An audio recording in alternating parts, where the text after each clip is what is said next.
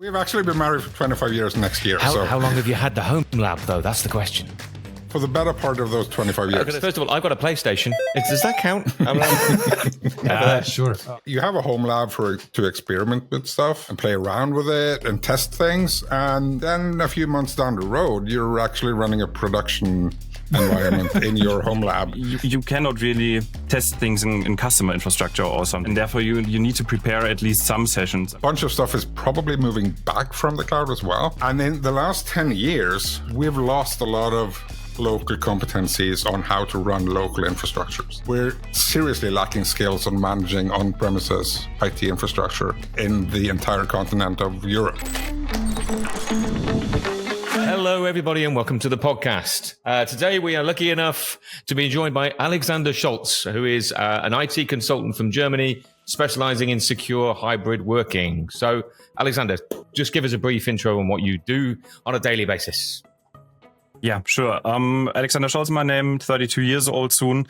My daily work is a lot around Azure infrastructure and migrating customers towards it. And not only migrating there, also setting pretty much the foundation for customers to securely operate in Azure infrastructures.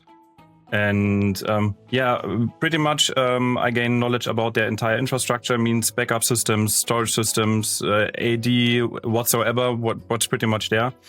And a lot of these tasks just sit on my table.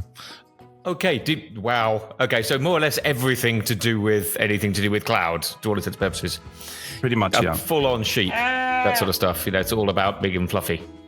Today, bizarrely, and I know that we've got a cloud specialist in, and we decided, I don't know whose idea this was, Christian Mohn, to talk about home lab, having a home lab. So I suppose going around the table, the first thing I'm immediately thinking is, you guys are married, right? You know. No? So, yes. No. Yeah, me neither, Alex. So go on, Christian Mohn, start us off. Home lab. First off, yes, married, close to 25 years now. Oh, okay. We've actually been married for 25 years next year. How long have you had the home lab, though? That's the question. For the better part of those 25 years. I'm going to say, did you get the home lab first before you got the wife? No, I didn't. Okay, I didn't. Wow. No.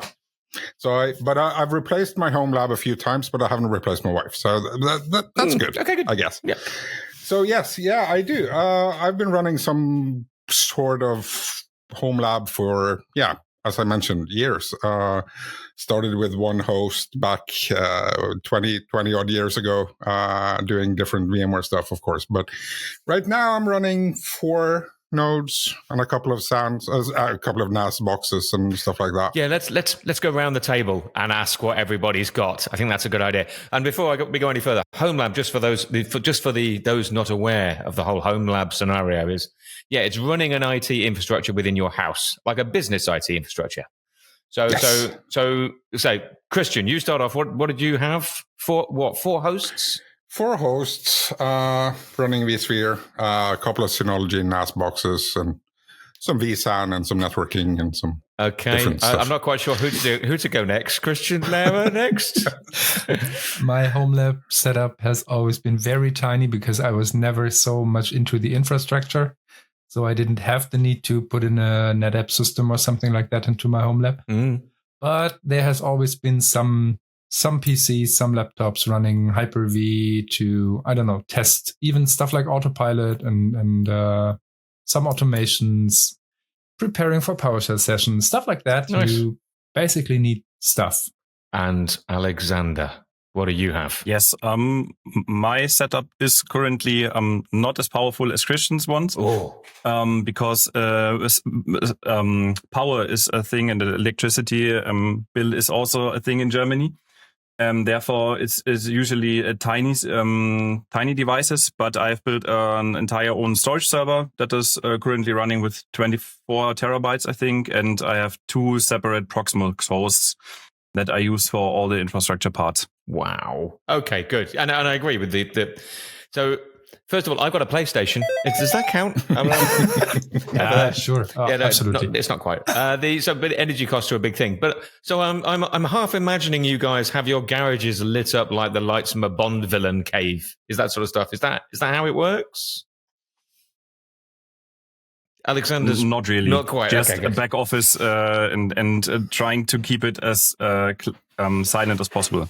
Yeah. Oh, really? Okay, good. So I run it in my office as well. But the thing is, my hosts they're not fully fledged Dell PowerEdges, right? It's a couple of or four of them, the Dell Optiplex machines, small small form factor machines.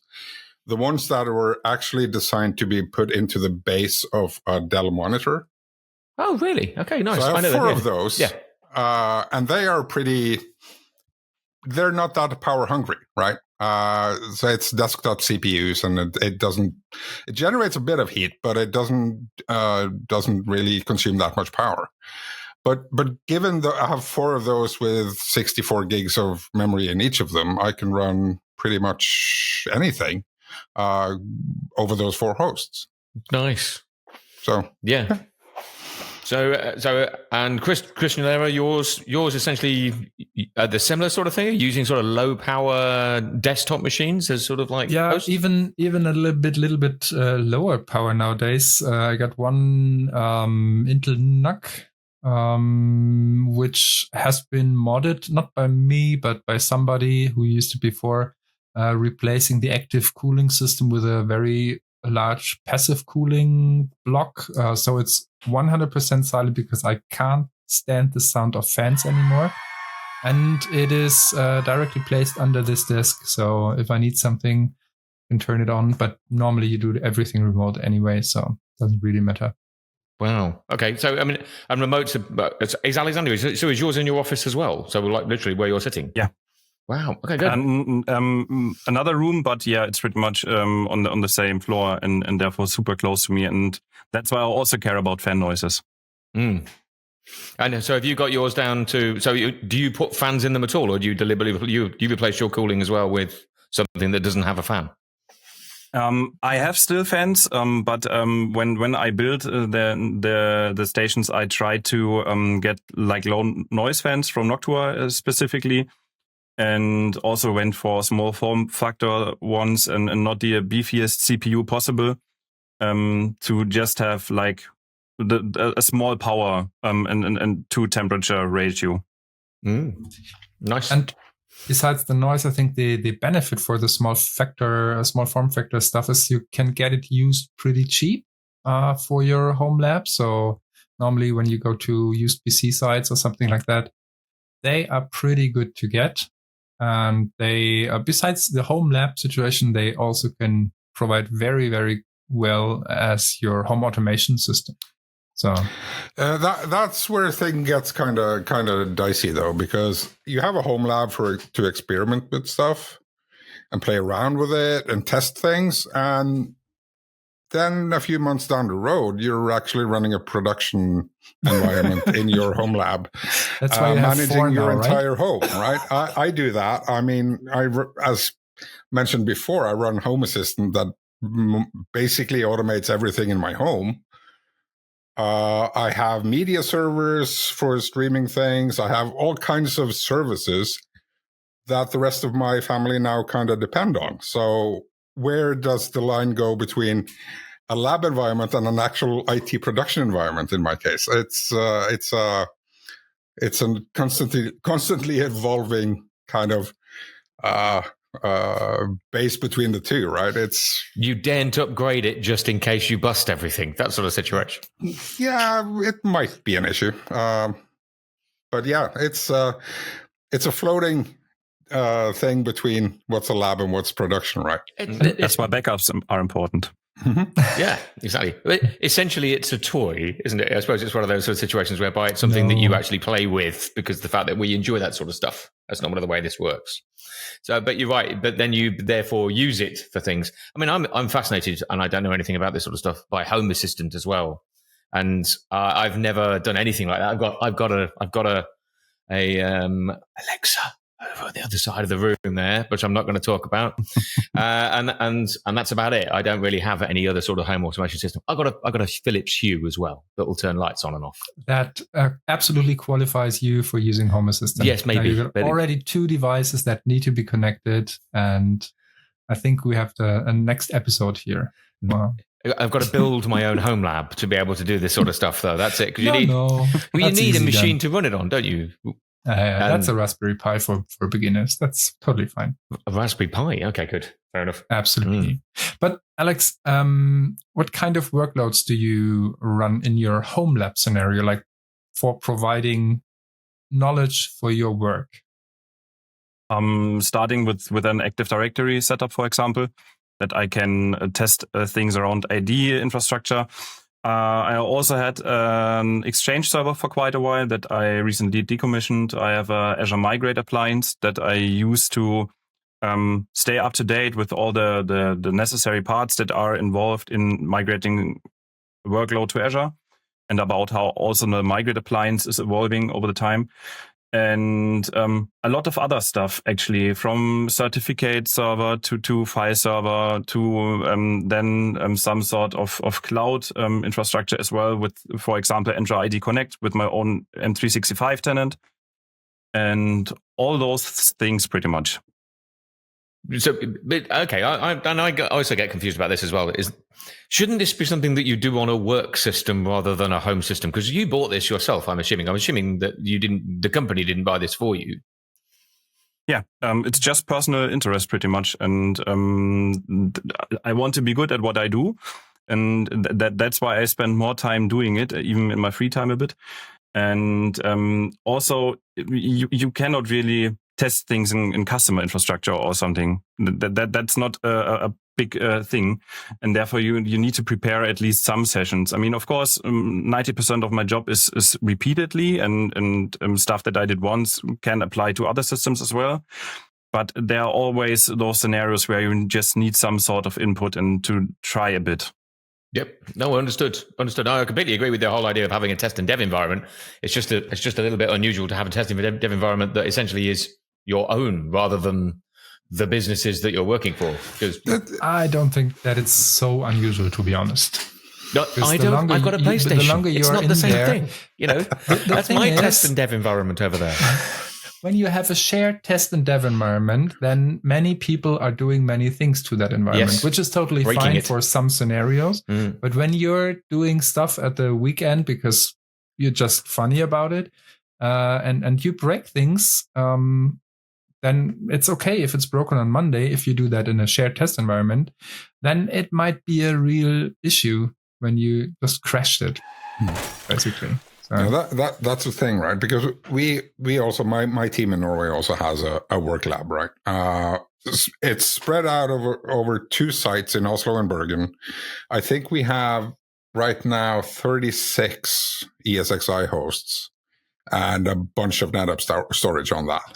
But that's again, the difference between lab and production, because once you have a team that shares an environment, it's basically a production environment that you need to manage like a production environment, keep tabs on everything, who does what, when do you upgrade what, and which interdependencies exist for all of the things we've set up. So you have to handle that more like an enterprise infrastructure environment than my home lab. Even though it's production for my home, I don't mess up anything for anyone else than myself, being the in-house IT guy at home as well. It's my problem regardless, right? But in a shared environment, if I go nuts there and upgrade to some sort of beta or whatever on the core infrastructure systems, that has more ramifications for other people than my home environment. So it's a mix of things. It depends on what you're actually gonna test and play around with and the purpose of doing that. Understood. I suppose speaking as a man who tech supports on a regular basis, I did my family this weekend on various points. I do think that you should also, I suppose you can work on your home lab when it's related to work during the working day as well, though, can't you? But it's not like oh yeah, that's play, not work. Therefore, so you're utilizing it for both. But essentially, it's just your private environment to allow you to do tinkering. but I can imagine in Alexander's case, when you're looking at the latest iteration of how you upload AD into Enter ID, for example, then that's a work task that you need to do, but you're doing it in an isolated way. So yeah, I understand that. And Alex, how do you connect that besides Enter ID Connect to your cloud environments? Do you have a CDX tenant that you're using from Microsoft, which is basically some kind of prepared test environment, right? Or do you have separate environments that you host on your own? I have my own tenant where I actually pay the license for, just because of all those nerd stuff with hosting your own email address that's tied to your last name and so on. And therefore, I actually did some sort of evolution there. I started with hosting mail server in my own residential IP. I realized that it's some sort of issue and that it's really, really hard to get it working with all those various email providers. And at some point I gave up and said, okay, then I will go the easy way and go for Microsoft 365 tenant there. Okay, I don't understand that question, Lehrer. Go on, explain it. Well, it's so a Microsoft 365 tenant. So essentially, you set up yourself as a business. Pretty much, yeah. Yeah, well, that's what you do. Much, yeah. Nice. And it's not that expensive when you just take the M365 part, right? It's like when you go for the cheapest license, it's like €8 a month or something. Then you have your tenant, your DNS, your email stuff, and so on. You can test a little bit around. But you have to be very careful, right? When spinning up machines and stuff, when you're really deploying some infrastructure there, can be getting quite expensive if you don't take a look. Did you ever have an expensive fail? Not yet. But the good part about is for the Azure related things, I get a subscription from Zopago or a product in that case, and that comes with I think €150 volume that I can consume. And if I surpass that limit, then the subscription will just be paused and all the services will sleep. So the room to make some sort of mistake is pretty small. Yeah, don't boot up a machine, then go on holiday for 2 weeks. It's that sort of stuff, isn't it? Pretty much, yeah. Because then it will stop. Like if the machine is big enough, even after a few days. Truth. Yeah, no, man. Okay. Yeah, and this is it. And I think a lot of our customers as well have found out cloud can be costly if you don't manage it correctly. That is just the nature of the game, isn't it? Yeah. I've in my home lab, I don't have much cloud connectivity at all. I do some Azure Blob based backup of all my photos and stuff like that, but I don't use it for any cloud connectivity at all. The latest thing now, I've been running virtual machines for years, right? So, but I'm also now running, I think it's 10 to 15 containers with various things, spin up, spin down, and have fun with that as well. So it's also, while being sort of production at home, it's also a fun environment to play around with new things in. So I run everything from ebook management to media management, and I have I actually have run something called Bar Assistant, which is basically an inventory system for my bar. I have a basement bar in my basement, right? So I can go into that in my home lab.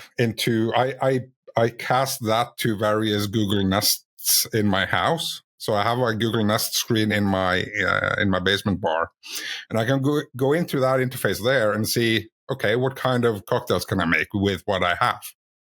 And I get suggestions based on that. So it's, I don't think there's a single kind of component in my life that isn't nerdy, and this is one of them as well. So, yeah. Okay, yeah, don't get it mixed up with your shopping one. Yeah, what cocktail can I make? How about bleach surprise? We're back to those again, right? Yeah. How about networking in your home labs? Alex, in the beginning, before we started recording, you said you have a good networking setup. I think that's also very important to think about, right? Yeah. I also started with small components first. At some point, I decided to go for some consumer hardware that tends to go to more business related things. In my case, that's Ubiquiti. That is also kind of, I would say, cheap compared to business and enterprise solutions. And therefore, I bought 3 access points back in the day, then replaced them with newer models. And this is pretty much the setup for my connectivity, which allows me to have pretty much half gigabit wherever I am. Wow. So I'm running Ubiquiti as well, actually. I have Also guilty. five access points spread around the house. I also have I sublet part of one of the buildings in my home. So I provide internet access to my tenant as well. Not a cloud tenant, but a physical tenant. So she has her own VLAN, her own access, everything. She can do whatever she wants on that. It's isolated from everything else. So that's my core networking is Ubiquiti as well. Then I have a few 2.5 gig interfaces that I use for storage and VMware vSAN related replication between the hosts and stuff like that. So I have a multi VLAN, multi setup tied into the Home Assistant and home automation things as well. All of the IoT devices are on their own IoT segregated network without access to my main network and stuff like that. So it's run like an enterprise. I mean, I don't know how many hours of work I've created for myself on this, but it's a learning experience as well. So yeah, I quite like that idea in the fact that you're learning about this sort of stuff all the time, aren't you? It's something where I don't know. It's difficult. IT is an unusual thing in this situation anyway, but it's constantly evolving. It's constantly changing. Just containers, I mean, for example, have been around for a few years now, but gaining a lot of acceleration in the industry these days. So, but yeah, no, I've not heard of this Ubiquiti thing. But essentially, is it wireless networking? I assume, or are they wireless? It's networking. Everything. They do everything from now on. Pretty much, they have their firewalls separate.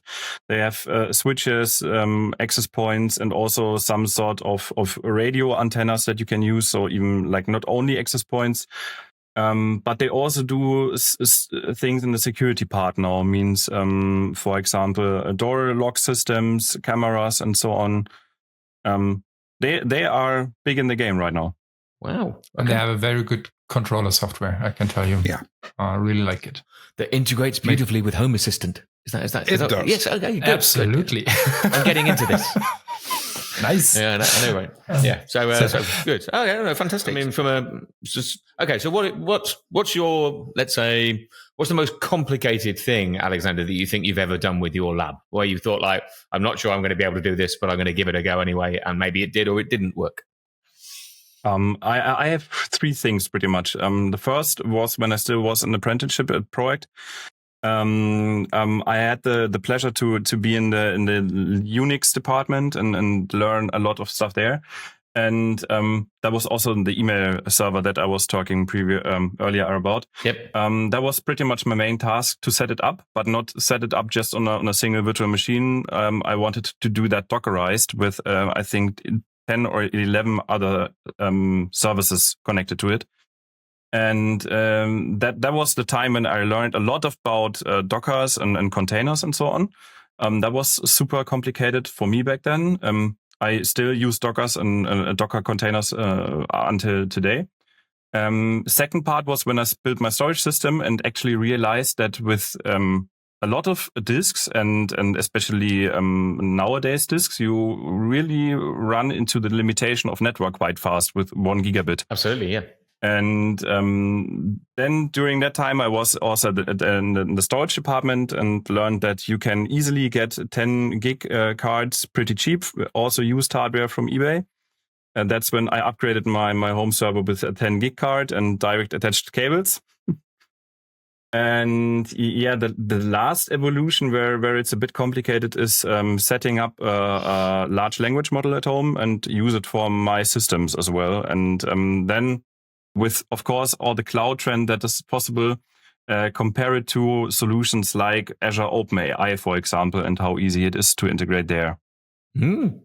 Wow. Okay. Yes. Okay, Christian Lehrer, you're next. Beat that. Was not bit complicated. It was for a session that I did for the PowerShell Day UK back in the days, where I said, hey, I would make a session on PowerShell remoting, on how does it work from Linux to Windows to Mac OS.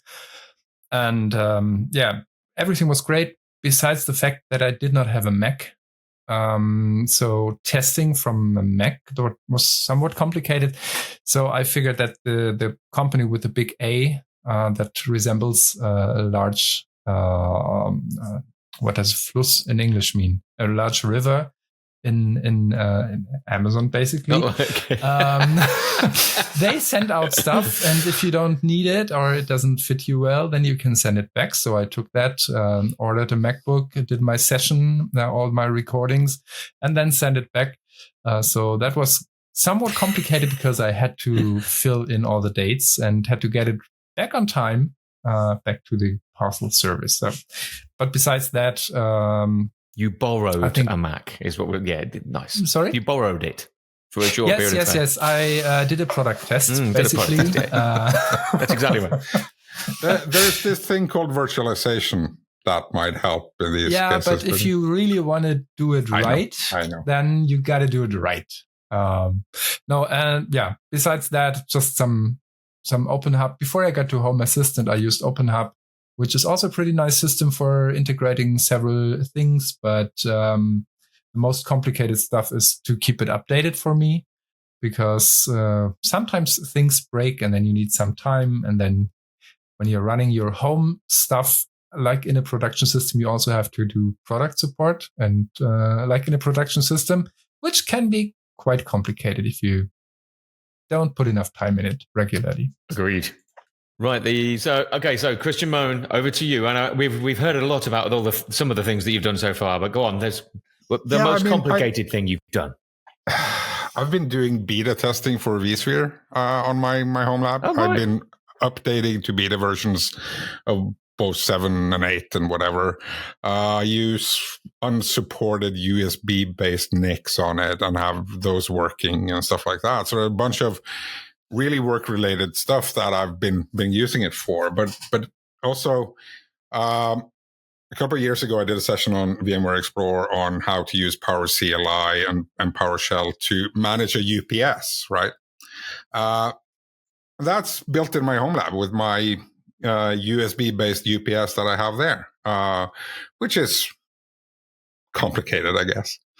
The latest thing now is basically integrating tail-scale networking in as sidecar containers to my containers, so I can access them wherever I am without accessing the actual network that it's on. So virtual networking over the internet with VPN, WireGuard-based VPN on the back end, but you can only connect to the container itself. I've heard about WireGuard again, probably on these podcasts. But what's WireGuard? Just give everybody a brief overview of that.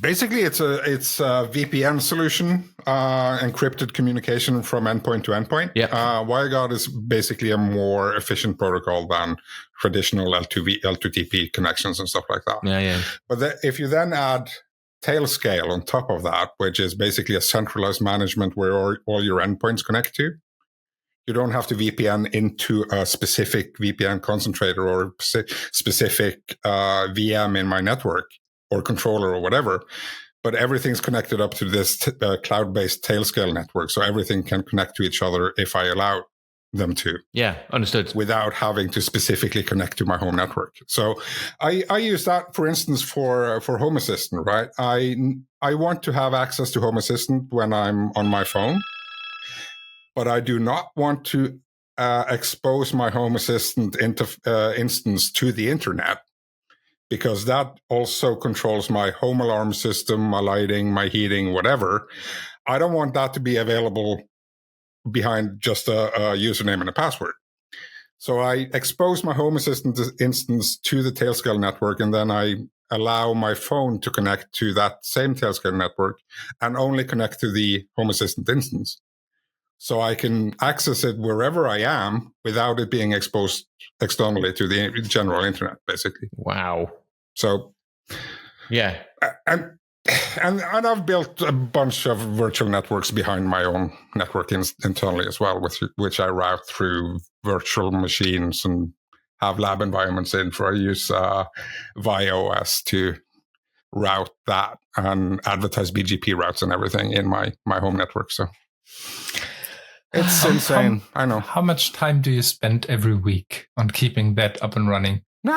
For now, it mostly works. So only when he wants to go and play with another container does he spend more time on it. I've got to say, that's pretty much automated, most of it anyway. So I feel like we've achieved full geek in this particular podcast.